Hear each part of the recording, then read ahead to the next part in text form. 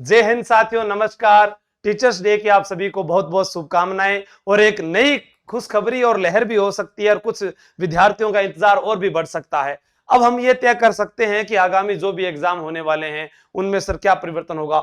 नई 2024 की 17 भर्तियों का नोटिफिकेशन जारी हो चुका है। कौन सी 17 भर्तियां हैं? क्या उसमें एलडीसी है क्या? नहीं। क्या उसमें आरएससी आरआईएस है क्या? नहीं। क्या उसमें महिला एएसआई है क्या? नहीं। क्या उसमें एसआई है क्या? नहीं। क्या उसमें अध्यापक भर्ती है क्या? नहीं। फिर आखिर कौन सी भर्तियां हैं? इतनी बड़ी भर्तियां तो आप नहीं बोल रहे हैं, फिर ये है क्या माय लॉर्ड? जनता पूछना चाहती है आपसे साहब कि इन भर्तियों को आपने क्यों नहीं रखा। राजस्थान के लाखों अभ्यर्थी इन्हीं का इंतजार कर रहे थे, लेकिन फिर भी देर आए दुरुस्त आए, जैसा भी आपने जारी किया हम उसको स्वीकार करते हैं। अब हमारे बीच में यह सवाल आया कि क्या मुझे राजस्थान के अंदर अब पुराना डाटा काम आएगा, या मुझे अब ऑफलाइन जाना पड़ेगा, या मुझे अब नया कोर्स लेना पड़ेगा। अब ये सारी समस्याएं सबके लिए बराबर आई है, ना मेरे लिए ना आपके लिए। मुझे भी नया पढ़ना पड़ेगा, सभी अध्यापकों को पढ़ना पड़ेगा, आपको भी पढ़ना पड़ेगा। ठीक है, तो 2024 की नई भर्तियों का नोटिफिकेशन क्या आया है। सबसे पहले मैं आपको बताऊं कि अभी राजस्थान कर्मचारी चयन बोर्ड ने आज शिक्षक दिवस पर 5/9/23 को एक कैलेंडर जारी किया है। इस कैलेंडर में नई 17 भर्तियां हैं, जिसमें सूचना सहायक, संविदा नर्स, कृषि पर्यवेक्षक सारी। लेकिन हमारे लिए सर काम की कौन सी हो सकती है? मैं आपको यहां पर कहूं, एक यहां लिखा हुआ है प्लाटून कमांडर। क्या लिखा हुआ है? Platoon commander.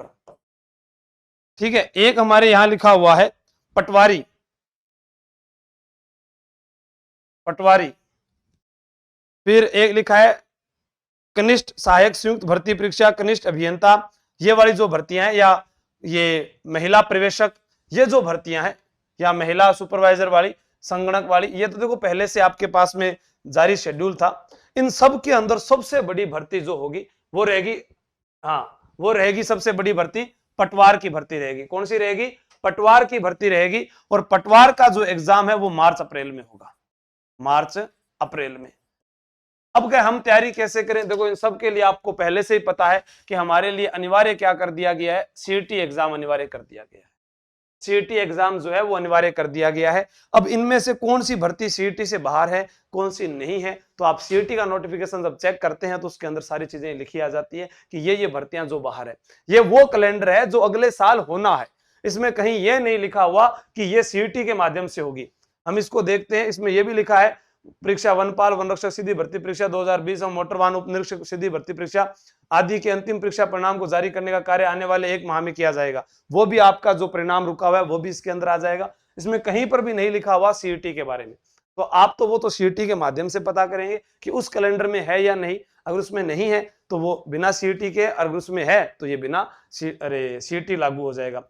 दूसरा अपने यहाँ पर बात करते हैं कि अब मुझे तैयारी कैसे करें। तैयारी, तो तैयारी कैसे करें के लिए आपको सबसे पहले मैं बता देता हूं। सबसे पहले नए मानचित्र लाने पड़ेंगे। नए मानचित्र लाने होंगे। उसके 2 तरीके हैं। अब आप तैयारी करते हैं, पहले आप जिला दर्शन शुरू कर सकते हैं, उसके बाद आप भूगोल शुरू कर सकते हैं, फिर उसके बाद कला संस्कृति, और उसके बाद इतिहास। ये सबसे लास्ट में रख लो आप, क्योंकि इसके अंदर आपको बहुत कम चीजें आपको जो है बदलने को देखने को मिलेगी। लेकिन सबसे ज्यादा जो बदला है वो जिलों में बदला है, फिर भूगोल, फिर कला संस्कृति, फिर इतिहास। ये सारी चीजें आपको ध्यान में रखनी है। तो तैयारी कैसे करें ये आपके सामने है कि मुझे किस प्रकार से पढ़ना है। वरना मैं आपकी हेल्प कर सकता हूं, तो मैं तो आपको यही कह सकता हूं कि परसों से बाजार में जो है राजस्थान की नई बुक आ रही है, इतिहास की बुक आ चुकी है। इन सब के साथ हम मानचित्र फ्री दे रहे हैं। आप अपने घर पर उसको चस्पा कर दीजिएगा, और जहां जहां आपके नोट्स बनाए हुए हैं उन सब पर गोला कर दीजिए कि कौन कौन सी चीजें बदली है।